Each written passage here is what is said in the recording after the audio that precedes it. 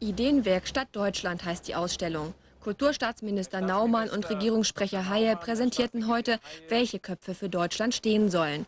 Außer berühmten Politikern und Literaten sind auch unbekanntere Deutsche zu sehen, etwa Computererfinder Konrad Zuse oder Physikerin Lise Meitner.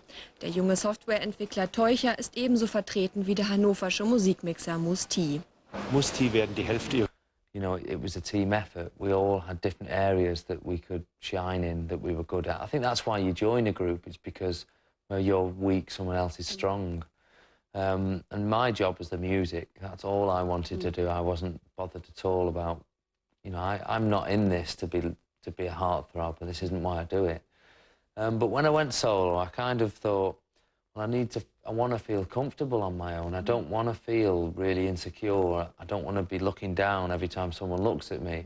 So I thought, I'm going to get on a diet and I'm going to eat proper food and I'm going to buy nice clothes. I want to feel good, not for anyone else, for me.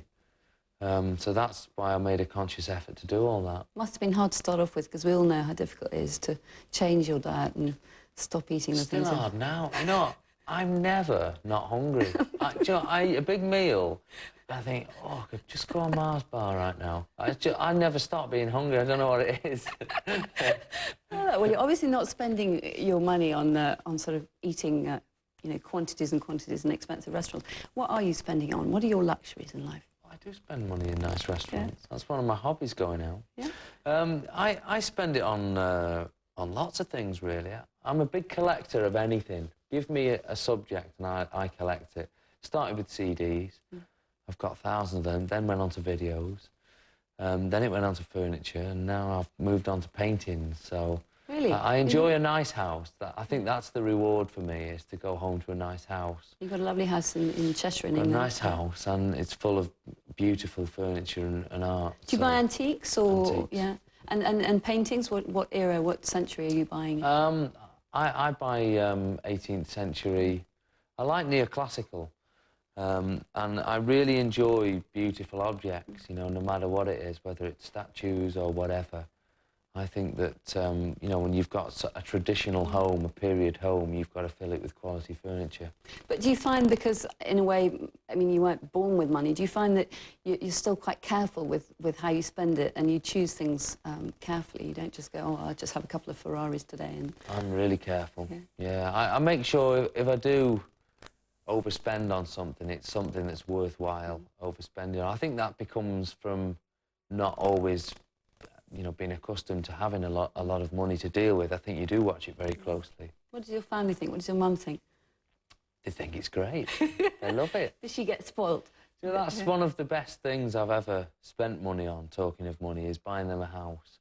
That's given me more pleasure than anything else I've bought. Obviously, the spotlight's always been on you and your love life and your relationships and questions about your sexuality, which are inevitable because you've got good friends in the business like Elton John. What has annoyed you about that? Or do you feel that anyone has the right to know what the truth is about your relationships in your private life? Well, I think that, I think a naive quote from artists is that, you know, I'm entitled to a private life.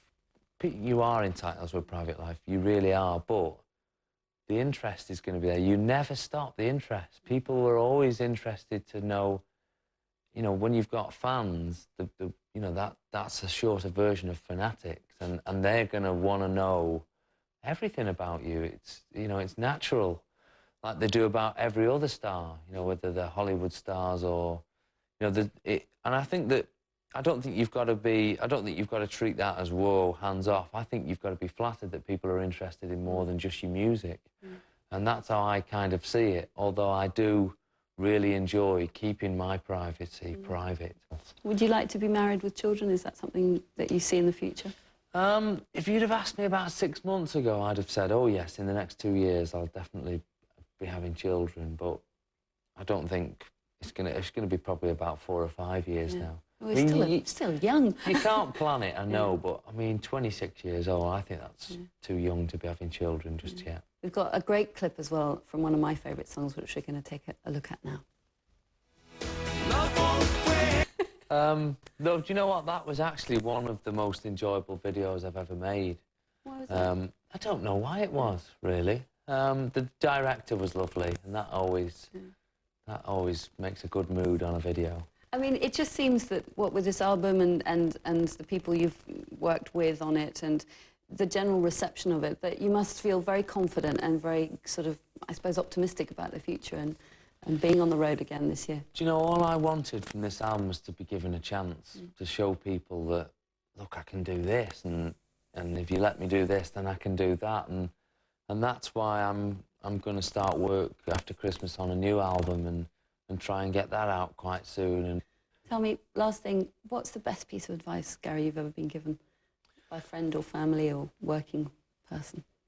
Oh dear, God, I've been given lots of advice. Anything that's stuck in your mind? Do you know, I remember one of the first, or maybe probably the third or fourth time I met Elton John.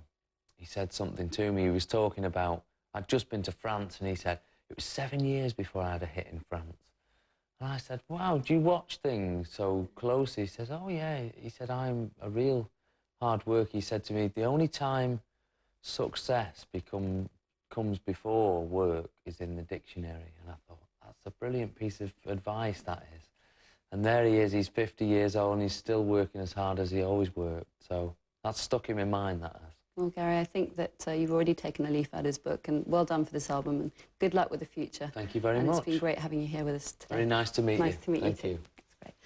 That's all for tonight, but thanks to my very special guest, Gary Barlow. Join me again soon here on VIP. For now, bye-bye.